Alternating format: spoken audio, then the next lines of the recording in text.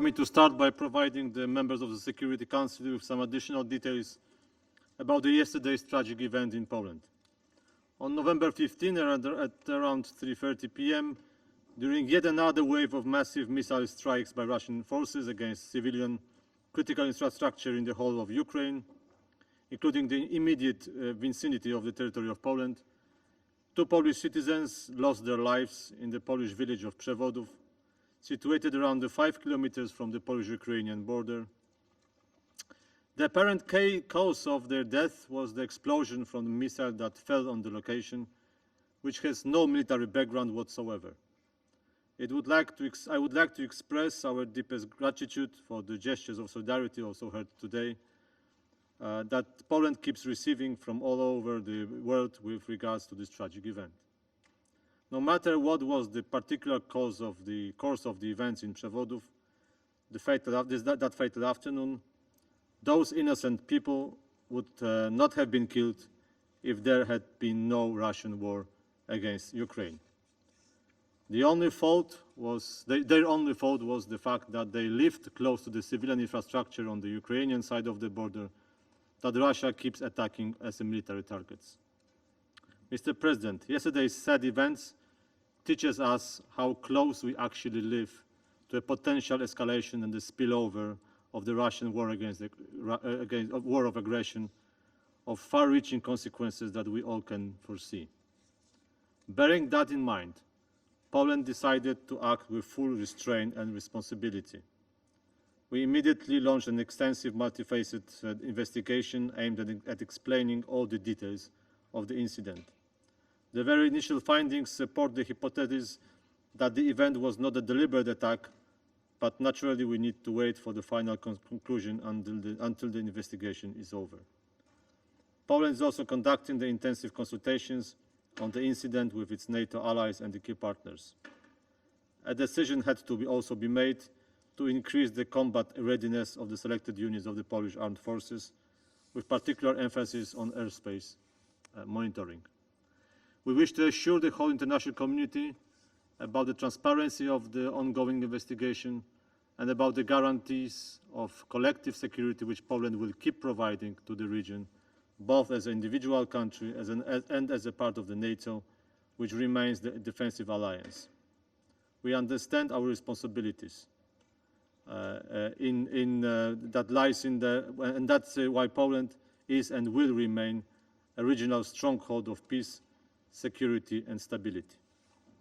Mr. President, it is clear that it is Russia which is to blame for menacing the world with the war of aggression and its spillover effects, including yesterday's tragic incident in Poland.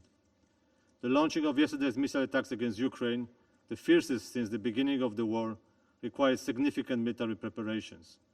Despite recent setbacks on the battlefield, Moscow clearly did not change its goals.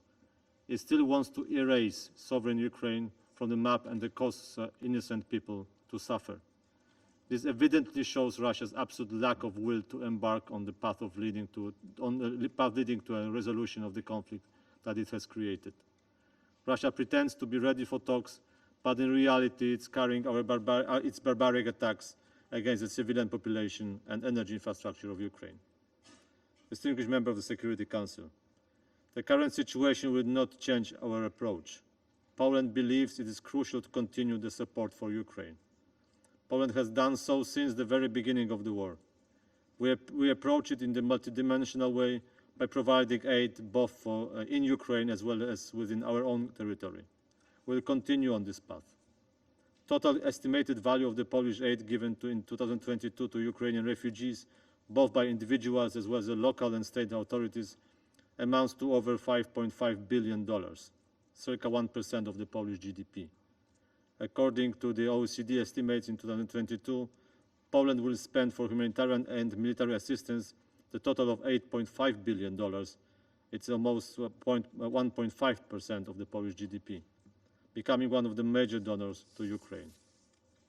As we heard today, currently the most urgent humanitarian issue that we need to focus is on the upcoming winter.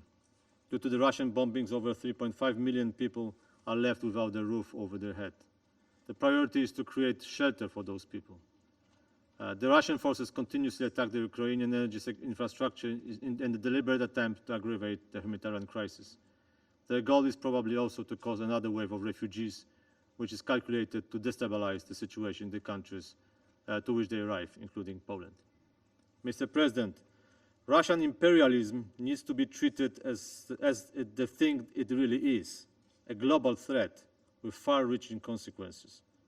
This global threat needs to be neutralized before it plunges into the whole world further into chaos. This war needs to end with a just peace, the just peace. It needs to end on terms which are acceptable for Ukraine.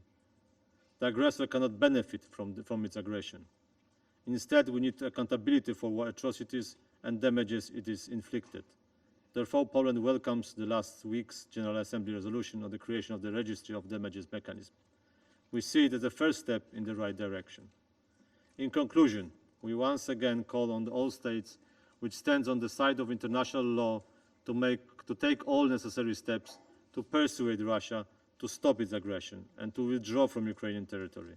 It is the only way to prevent further deaths, injuries and devastations.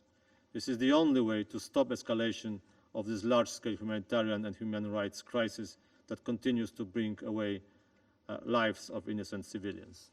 And I thank you. I thank the representative of Poland for their statement.